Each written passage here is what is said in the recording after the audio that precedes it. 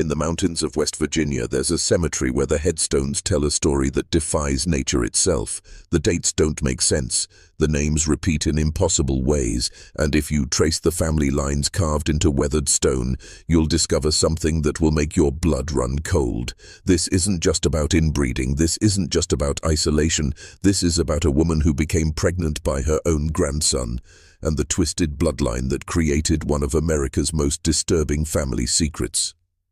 Hello everyone. Before we start, make sure to like and subscribe to the channel and leave a comment with where you're from and what time you're watching. That way, YouTube will keep showing you stories just like this one. What I'm about to tell you was buried for over a century. The records were hidden, the witnesses silenced, and the truth locked away in courthouse basements and family Bibles that no one dared to open. But I found it. And once you hear this story, you'll understand why some secrets were meant to stay buried.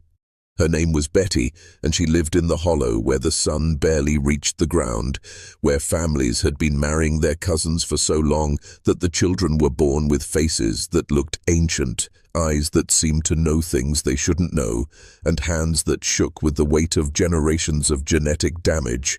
But Betty's story goes deeper than that, much deeper. The year was 1887, and the mountains of West Virginia were a world unto themselves.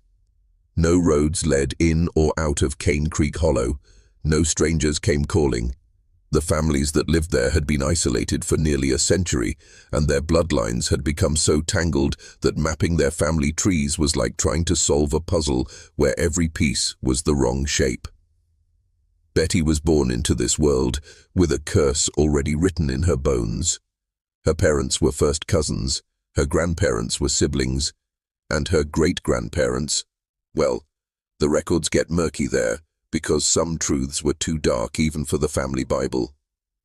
By the time Betty drew her first breath, she was already carrying the genetic burden of 5 generations of inbreeding.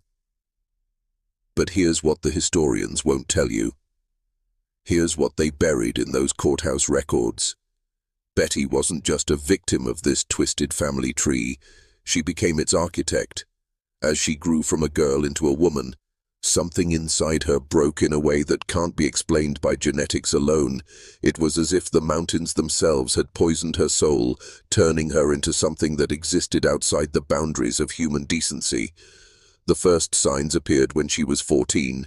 The other children in the hollow would whisper about how Betty's eyes would follow her male relatives in ways that made their skin crawl, how she would stand too close, touch too long, smile in ways that